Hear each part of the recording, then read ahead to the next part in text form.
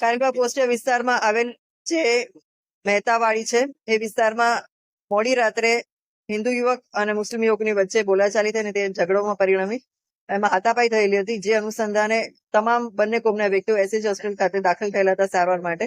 Police MLC મળતા police ત્યાં પહોંચેલી હતી. તે દરમિયાન બાબર નામના વ્યક્તિએ તપન નામના વ્યક્તિને છરી મારી દીધેલી હતી અને જેના અનુસંધાને પોલીસે તાત્કાલિક એફઆઈઆર દાખલ કરેલી છે.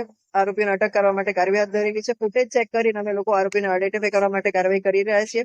એફએસએલ અને અન્ય પુરાવા એકત્ર કરી અને ખૂબ કડક કાર્ય કરવા માટે અમે કાર્યવાહી હાથ ધરેલી છે.